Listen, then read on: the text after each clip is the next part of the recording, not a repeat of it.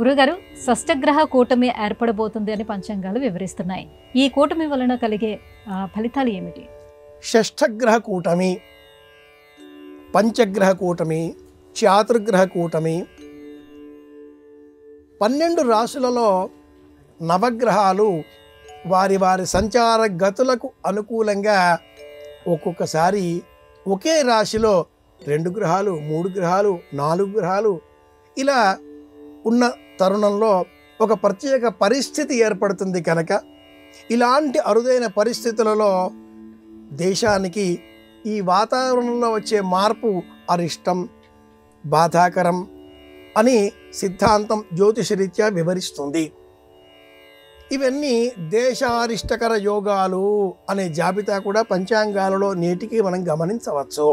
రవి, బుధుడు, శుక్రుడు ఉజ్జాయింపుగా 1 నెల కాలం ఒక్కొక్క రాశిలో సంచారం చేసేటటువంటి నేపథ్యంలో చంద్రుడు 1 రోజు 1.5 రోజు, శనేశ్వరుడు 30 నెలలు, గురుగ్రహం 1 సంవత్సరం, ఇలా ఆయా గ్రహాలు 9 వారి వారి అనుకూలతలను గమనించి సంచారం చేస్తూ ఉండే క్రమంలో అరుదుగా వచ్చే సందర్భం షష్ఠగ్రహ కూటమి. మీనరాశిలో 6 రాశులలో ప్రత్యేకంగా ఏర్పడేటటువంటి వర్షలగ్నం, జగలగ్నం అనే కన్యా మీనరాశి అనే విభజనలో మీనరాశిలో 6 గ్రహాలు ఒకచోట చేరేటటువంటి కాలం ఈ నెల 30-31.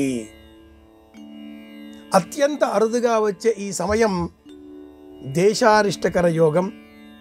వ్యక్తులకు సైతం మానసికంగా ఉద్వేగభరిత వాతావరణాన్ని కలిగించే అవకాశం కనుక ఈ సందర్భాన్ని పురస్కరించుకొని దేవతారాధన చేయాలి, మౌన వ్రతం పాటించాలి, లలితా సహస్రం, విష్ణు సహస్రం వినే ప్రయత్నం చేయాలి, అనవసర ప్రయాణాలు కట్టిపెట్టాలి. ఈ 6 గ్రహాలలో కూడా రాహుగ్రహం అపసవ్యం కాబట్టి వెనకాల వైపుగా తిరిగేటటువంటి క్రమం మీనంలో. అలాగే ఇందులో బుధగ్రహం వక్రించి ఉండడం. ఈ నేపథ్యంలో షష్ఠగ్రహ కూటమి దేశారిష్టకర, మానసికంగా కూడా వ్యక్తులందరికీ కూడా హానికారకమైన సమయం. 1-2 రోజులు కనుక అనవసర ప్రయాణాలు కట్టిపెట్టాలి, మనోబలాన్ని పెంచుకోవాలి, అధైర్యం పడరాదు, ఉద్వేగపడరాదు, భయకంపితమైన వాతావరణాన్ని మనం సృష్టించరాదు. తెలుసుకున్నాం సరే అందాం, సౌమ్యమైన మనస్సుతో వ్యవహరించినట్లయితే అన్ని సందర్భాలు కూడా ఆ కాలచక్రంలో వస్తాయి, వెళతాయి, మళ్ళీ వస్తాయి. స్కైలా పడిపోయింది, ప్రపంచం అంతమైంది అనే భయాందోళనలు 77లో చదువుకున్నాం, విన్నాం. ఆ తర్వాత కూడా అనేక సందర్భాలలో శాటిలైట్లు ఈ భూమికి తాకాయి. శకలాల కారణంగా ఉద్వేగభరిత వాతావరణం చూచాం, చదివాం, మళ్ళీ ముందుకు అంటూ వెళుతూ ఉన్నాం. అనేకులు ఈ భూమికి సంబంధించి ఇక ప్రళయం రాబోతోంది, 2010 అంటే 2020 సంవత్సరం, 2010వ సంవత్సరం, 2000 చూచాం, చదివాం, వెళ్ళిపోతున్నా. ఈ కాలం అంతా కూడా గతానుగతికో లోకః ధాతా యథా పూర్వం. ఇది పూర్వం వేద ప్రమాణం, అపూర్వం అకల్పయత్. కనుక షష్ఠగ్రహ కూటమి చాలా కొద్దిపాటి ఇబ్బంది కలిగించేటటువంటి వాతావరణంగా స్వీకరిద్దాం. మనోబలాన్ని పెంచుకోవడం కోసం దేవతారాధన చేద్దాం. అలాగే ఈ దేశారిష్టకర యోగాలలో శని, రాహువు ఇరువురు కలిసి మీనరాశిలోనే సంచారం చేస్తూ ఈ ఉగాది ప్రారంభం కాబోతోంది. ఇది కూడా ఒక దేశారిష్టకర యోగం.